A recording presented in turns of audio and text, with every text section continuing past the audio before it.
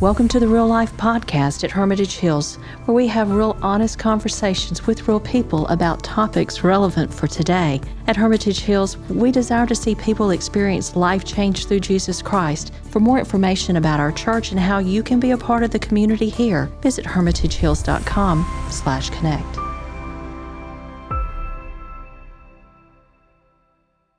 Hey, welcome to the Real Life Podcast from Hermitage Hills. So glad that you're joining with us on this episode. Man, we love the fact that a couple times a month we can enter into your lives via this way and tell real life stories from real people who have real life situations. And it's making a real impact, not only in their lives, but lives around them. Today, I have a guest with us, and we're going to call him G.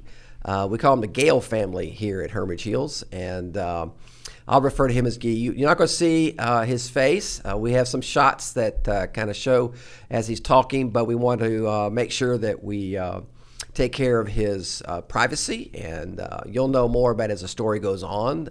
They're on mission in a location that we need to just be careful. And we're going to do that today. But we wanted you to hear his story.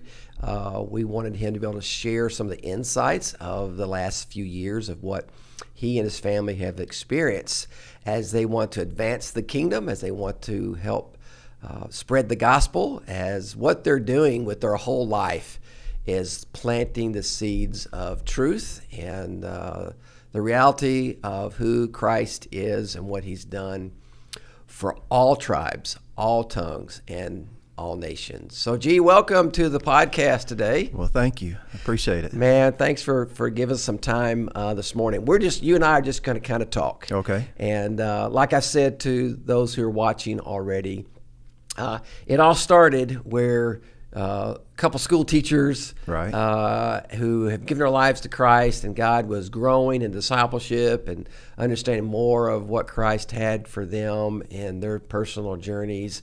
And you went from there to helping a church on staff in ministry, and both of you in that way. And then unknown to both of us, all of a sudden God began to stir in your lives to send you across the pond, as some would say, to a location that we don't need to talk about, but it's a location where God has placed it on your lives and on your hearts. And man, you sold everything.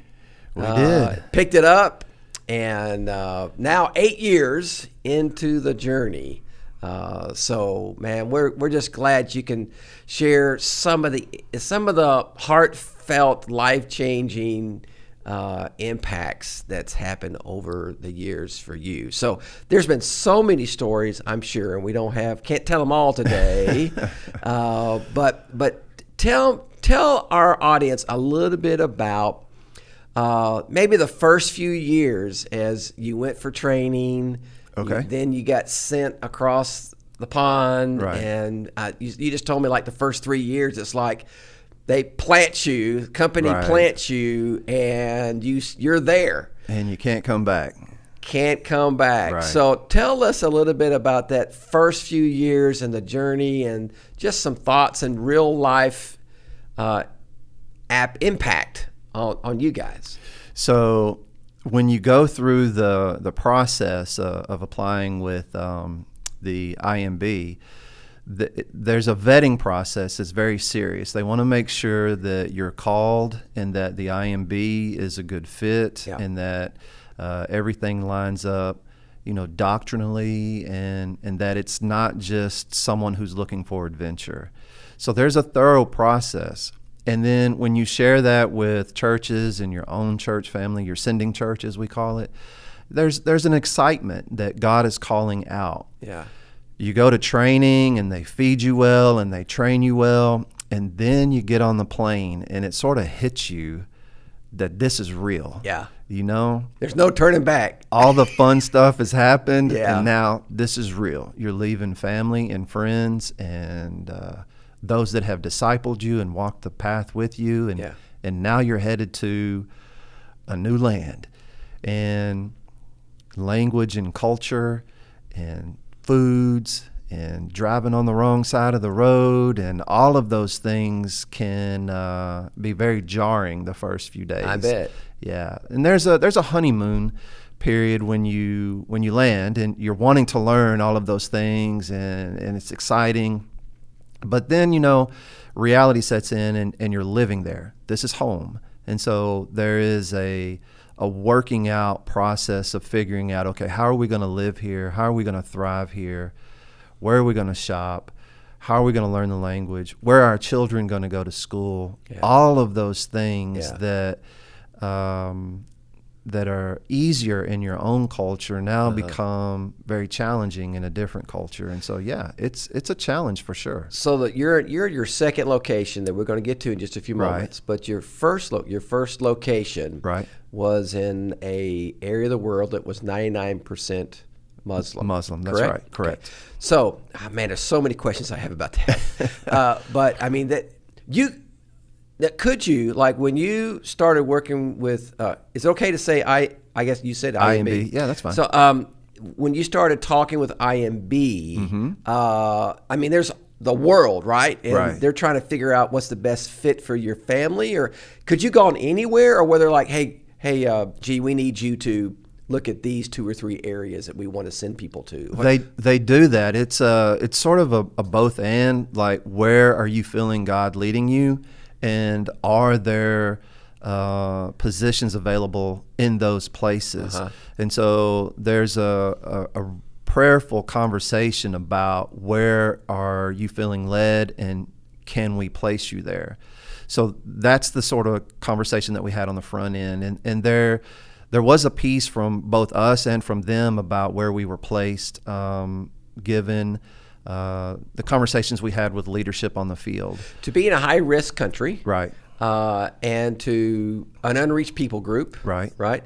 So was that your leaning that you felt from the Lord, or was that something that IMB kind of led you to? Well, there's both. There is a desire for the IMB to focus on unreached people groups, and where and how may be different given the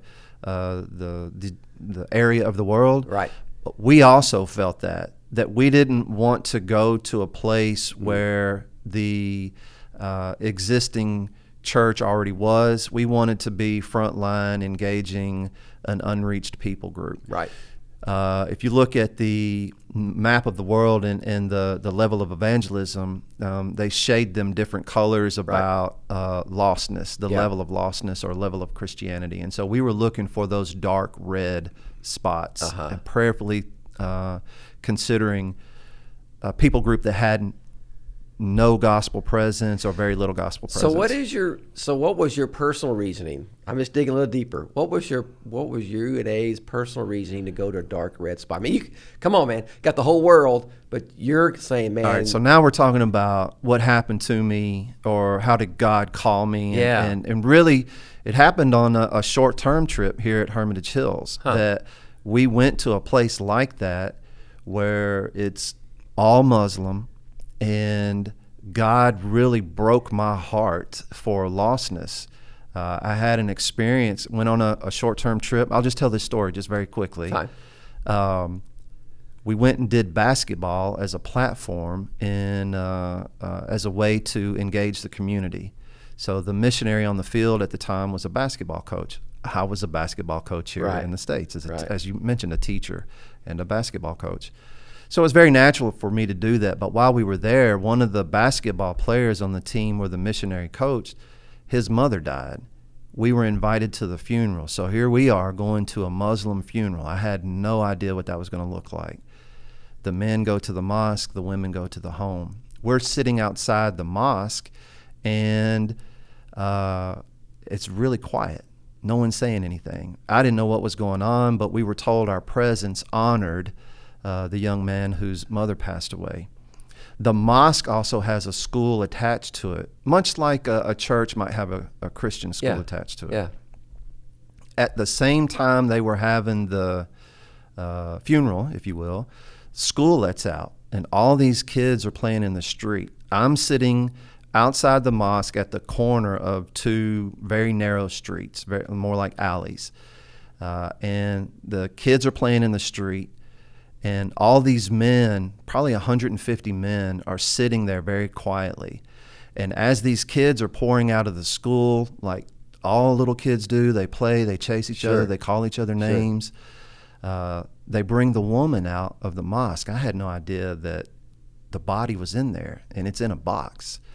So if you can just imagine, I'm at the corner, kids are playing to my left, all these men are sitting very quietly in front of me, and this box comes out, and then they start shuffling the box over their heads down the street.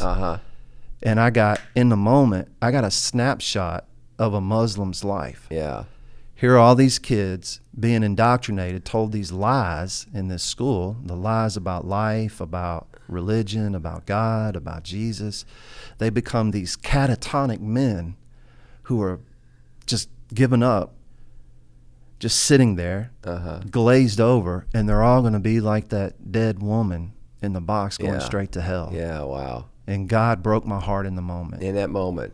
Just completely shattered me. So that was the force that God used to point you like, this is where I need you to be. Oh, yeah. And then, thankfully I had a pastor who helped us walk that path to what does that mean? Are you really called? I'll never forget sitting in your office and you told me that I needed to spend time in prayer and time in the Word so that we didn't misunderstand what we were feeling. Yeah. And you and Dwight Moody at the time walked with me.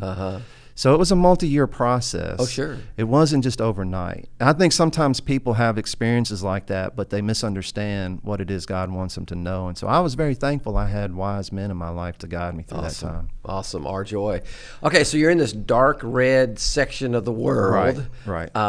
And you're learning culture, you're building relationships, which I've heard you say over and over again. It's all about building relationships and tea and coffee and learning Swahili. That's right. Yeah. Hats off to you on that one. At 40 years old. Yes, that is crazy. Right.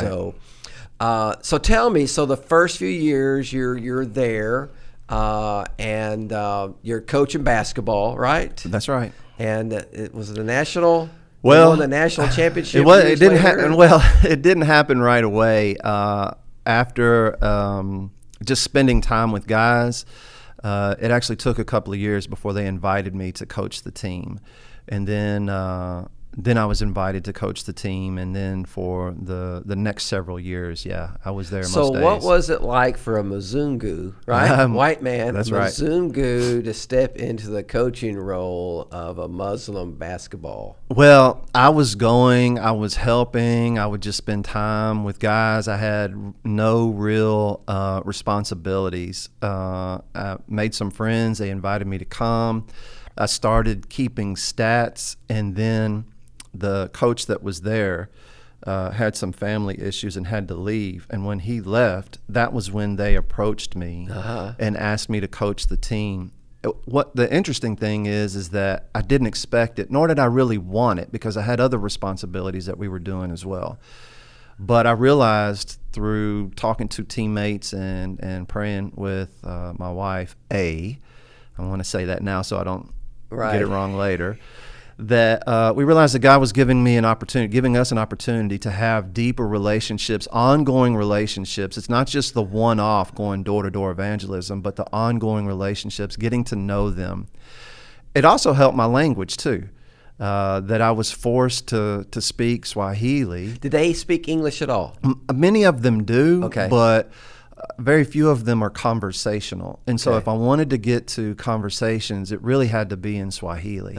So I made it one of my goals in our first term that I wanted to get to a point when I left the house or left our apartment, I was only speaking Swahili as much as I could, so that I wasn't forcing those people I'm talking to learn my language. Right. I could just stay in their language. Right. So it was a challenge, and we did win a lot of ball games and were successful, but the success allowed me to have even greater access, because then I got to not just the team, but there's a whole club and their leadership and the administration of it. And then I started building relationships with other teams, so I started doing coaching clinics.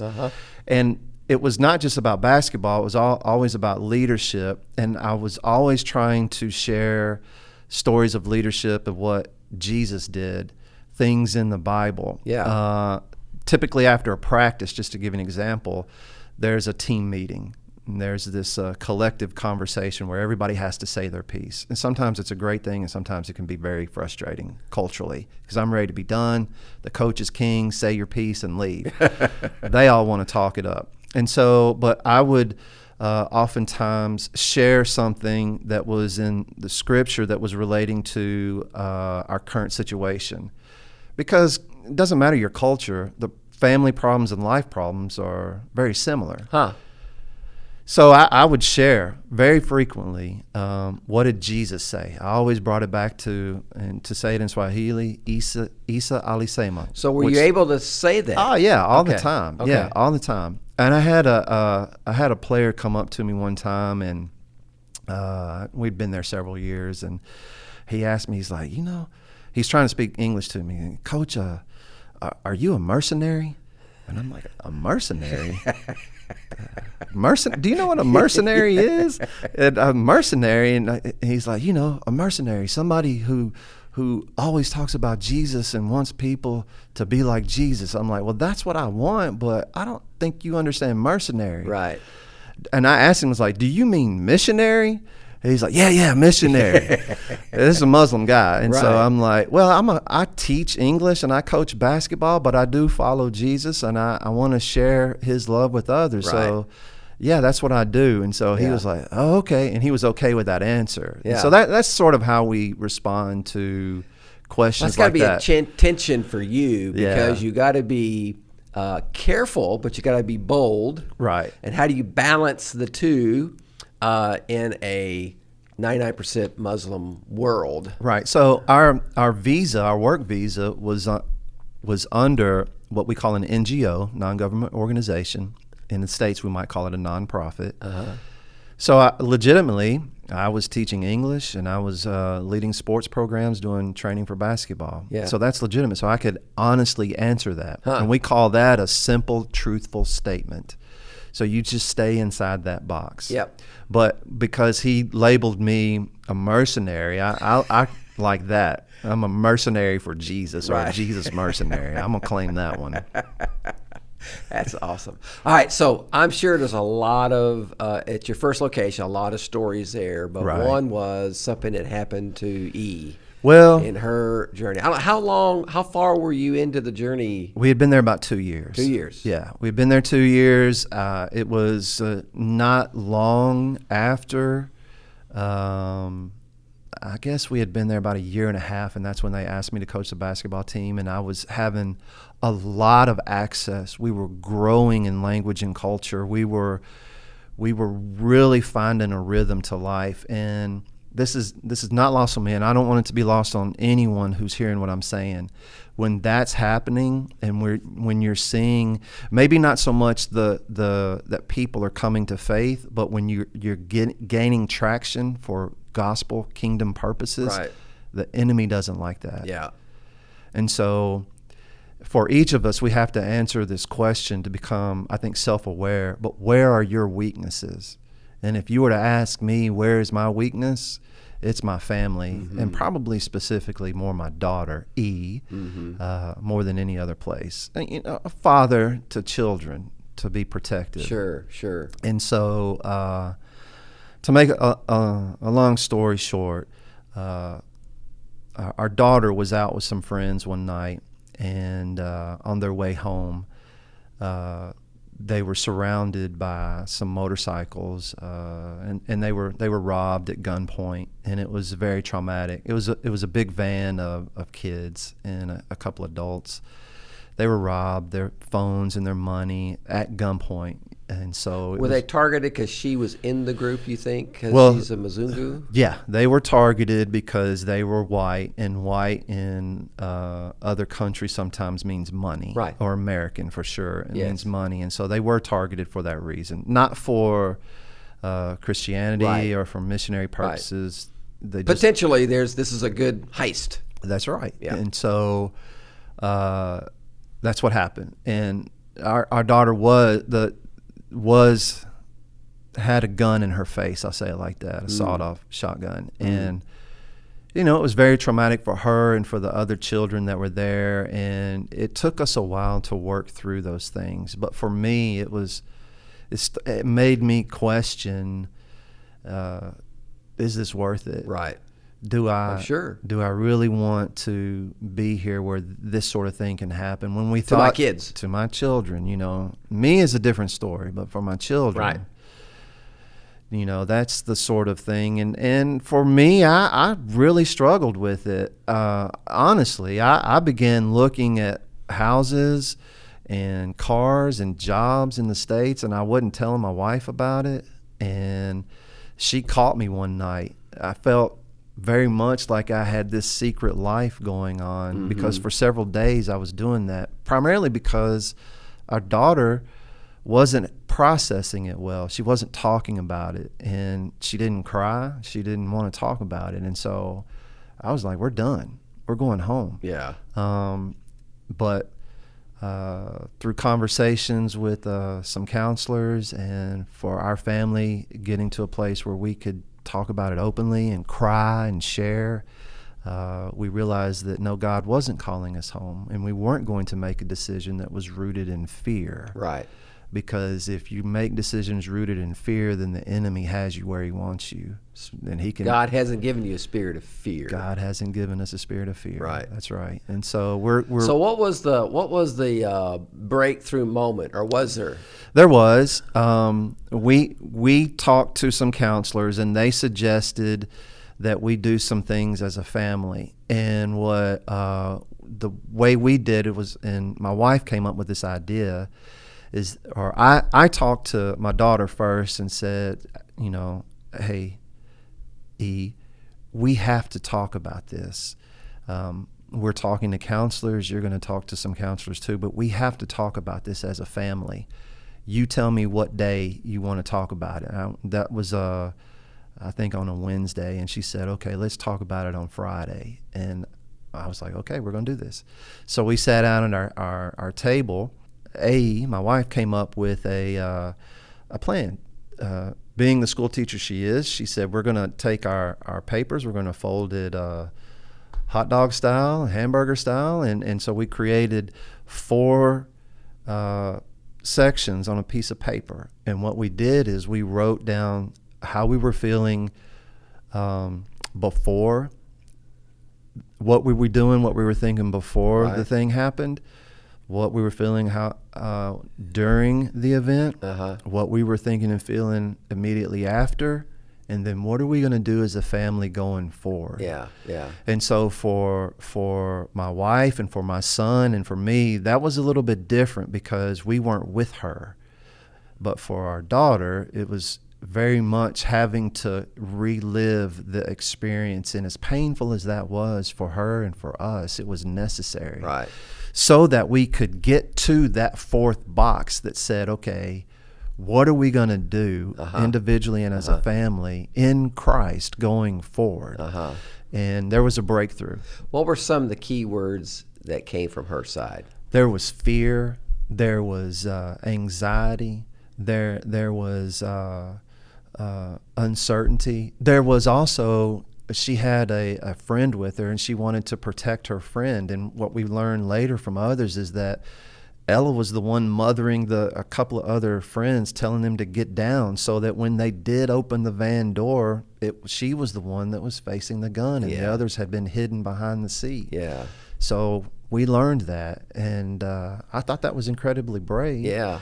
But it meant that she was the one staring at the gun, and that was, the thing that she was scared of most. So this side of it, sometime later, do y'all talk about that ever? Does it ever come up, or? Yeah. Because that was at first 5-6 years ago now. It right? was about 6 years ago. Initially we talked about it as a family, and we allowed E to give us the parameters about when we were going to discuss it, or not when, but how. But we, as parents and as the counselors were guiding us, talking, making sure that it was a part of the conversation, so that she just couldn't shut it off, that we were going to, and so we grew in that, so much so that when we came back stateside, I actually got to share the experience, and she was okay with it. You allowed me the opportunity to preach one Sunday on pride, and that was the issue for me. I didn't like it, but I knew that God had given me the opportunity to talk about the pride in my life. And because I was angry, I wanted to protect my daughter. I wanted to make sure that I was in control. And those, when we hold tightly to those things, and we, like you're holding something, gripping something, you're not offering yourself to God. You're not holding things up to Him. You're saying, I can handle it. So was there ever the thought, I'm not saying there was there ever the thought from you or anyone in the GALE family with, God, here we are sacrificing. Here we are putting ourselves in the middle of all this for the sake of the kingdom.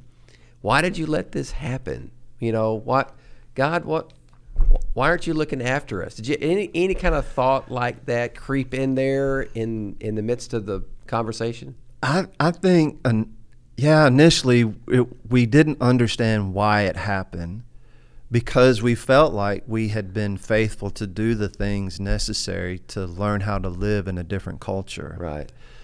But my brain quickly turned to, what do I need to do now? How can I fix this? You know, Dad steps in. We want to fix things. Sure. So that it never happens again. So that's why I talk about the control. And because ultimately, we can't protect our children all the time. If we do that, then they'd never leave the house. And so I don't know that I ever got to a place where I blamed God, but I sure wasn't going to allow Him to create a situation where we're in danger again. That's what I was thinking. I was going to control it. God, you had your chance. Now I'm going to take my turn. And that's what my issue was. I think some of the listeners can identify not so much of this story, but to the thought of, why do bad things happen to good people? Absolutely. You know, they're probably going like, God, here I am trying to serve you, and I lost my job. Or God, here I am trying to do what's right, and my marriage is falling apart, or whatever. Because why do bad things happen to good people? It's a lie of the prosperity gospel, that if you just have enough faith, things in this life are going to work out okay. God doesn't promise us that. He wants us to be completely surrendered to Him, giving up those things that are important, that when we take control of them, they actually become idols in our lives, like the protection of my child. So we offer those things up, knowing that He will sustain us regardless of what happens. And He wants us to be faithful and obedient and to exhibit the fruit of the Spirit. That became very important to us as a family, that we weren't going to allow circumstances dictate how we would respond in the flesh. We wanted to respond in the Spirit. So that love and joy and peace and patience and kindness, those things that are listed there are evident in our lives regardless of our circumstances.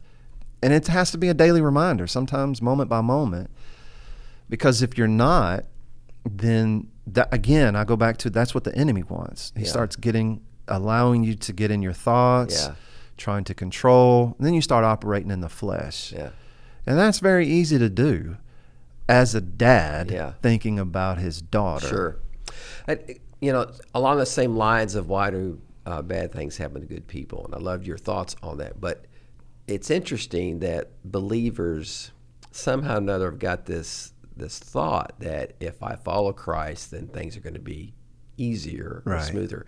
In fact, Scripture teaches just the opposite, right? In fact, expect persecution. It's persecution is not if, it's when. If you're following Christ, like you're saying, when you're out there building relationships in a Muslim world and establishing the opportunity to plant the seed of the gospel, the adversary, who's a roaring lion seeking whom he may devour, is not going to sit back and go, oh yeah, that's cool, go ahead, you just keep doing that. No, man, he's gonna unload on us, and persecution is a part of that. And it's so funny because I did a message years ago here on persecution, and I even had, and I'm not trying to bash anybody, I had one of our staff come to me and go, why are you preaching these kind of things? Really? Yeah, I'm going, well, it's in the Word, man. It's right here. Yeah. He says, yeah, but people don't want to hear that. You're talking about stuff that, just talk more about the love of God and, the goodness of God. Why do you want to focus on, I'm going, man, because most believers aren't prepared. No, that's right. And when they face it, that's right. They get thrown off base because they go, well, there must not be a God if I'm going through these. No, there he is because you are. Right. Does that make sense? That's right. And if you look at Scripture, it happens. Those that are faithfully following God, especially when you look at the Old Testament, they encountered challenges from authority or from family members or from friends. And so it happens. I'm debating whether or not I should share this part of the story, but I'm going to go there. I just want you to give me a little grace when I share this story. Sure. So my close friends in the community, Muslims, knew that what had happened to my daughter. And I had a close friend, good friend, still a friend to this day, tell me we can find those guys that robbed your daughter and her friends. And I'm like, no, we can't. He's like, yeah, we can.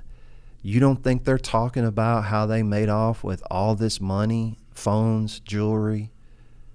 They're talking. Yeah. We can find them. Yeah. I'm like, well, what would we do if we found them? Thinking, well, we just turn them into the police. Right. No, they don't think like that. Uh-uh.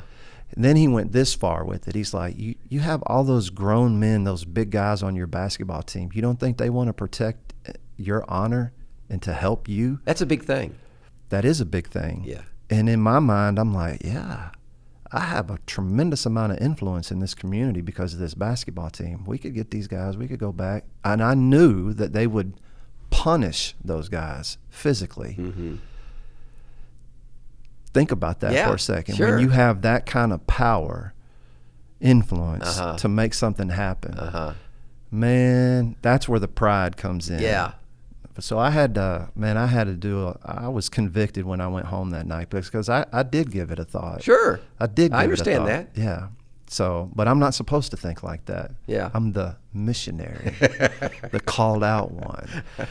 We're not supposed to think things like that, but that's what the enemy wants. It's life.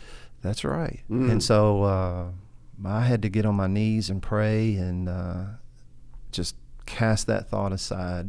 And it was at that moment when I did that I began to be able to lead my own family down that path to healing. Mm-hmm. But until that moment, and conversations I had after that where I had to start releasing some of that we were able to start thriving as a family. Did you ever talk about, I don't know, did you ever talk about as a family giving an attitude of forgiveness towards those men who pointed the gun towards your daughter? That it wouldn't be just now, that it would also be in the future. That when the thoughts and the anxiety comes back, that we would and that she would have to release it and to forgive them. Mm-hmm. And so that will always be a part because he has had some anxiety, not so much now, but immediately after. Oh, sure. Yeah. Oh, I'm sure. Sounds, motorcycle sounds. Sure. Those sorts of things. I mean, even sometimes just the thought of it will create some anxiety. So,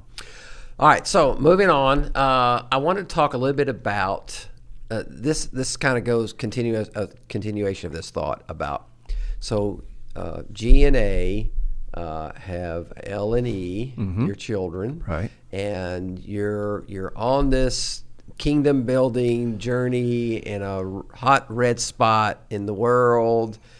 As G and A lived in that as parents. Now, I mean, we talked about some of that with the situation with right, but just on a bigger picture, because now L has graduated. He's back in the States. Yeah. He's getting his college education. I mean, just I'm trying to think about here. my family, my boys grew up, we saw them through high school. They went off to college, and we still would, be able to see. The world today, though, really is more connected because of the That's internet right. and It stuff, is, yeah. which is a blessing. But still, you all had to make the choice along the way about sending them to school. Yeah. So they're out of the home a little bit, probably Right. sooner than maybe what Right. G&A anticipated. Yeah. How did you deal with that? Well, there were a few things that went into it. When we first went overseas, there was what we would call an international school that was using an American curriculum. That it was multicultural, wasn't just the culture that was there. It was other people, business leaders, other missionaries had their children there, and so because we were living in a larger city, and so there was that, and it was good for a time.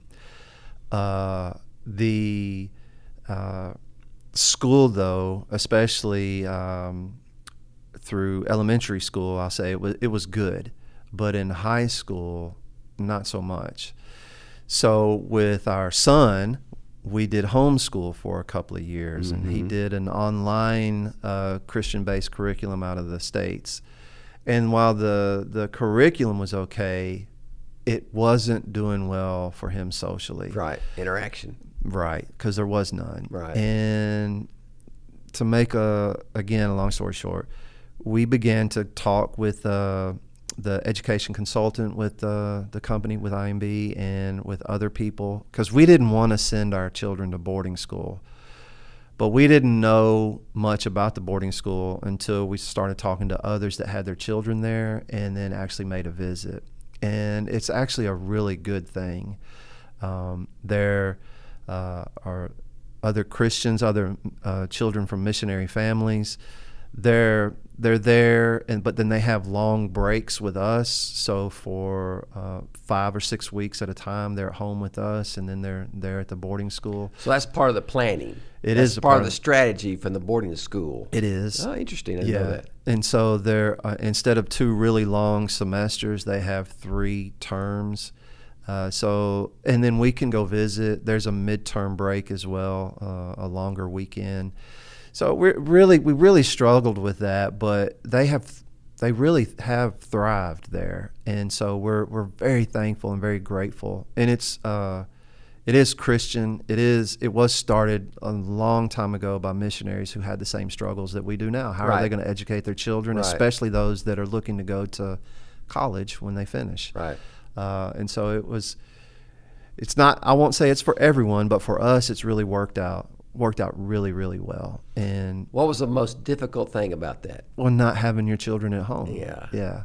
And so it's so as a coach, did he play ball? Well, for school, there was a school team. Okay, so as a coach, I'm going, yeah, he's playing games and you can't be there. Yeah. That'd be hard to me. That was difficult. There were videos that we got to watch, but yeah, I missed out on some of that. Yeah. There is some of that where you miss those things, and you just have to know going in. But he wasn't, when he was at home with us, he wasn't able to do that sort of thing. Anything. None of that. Right. It was because it was either with us or it was on a computer. So there's the trade-off there. Right. Right. And with our daughter as well, because she's actually the athlete in the family, and so she plays as well, and so we have to just see things through video. What sports? She plays volleyball and basketball, and she has played soccer. So yeah, she plays them all.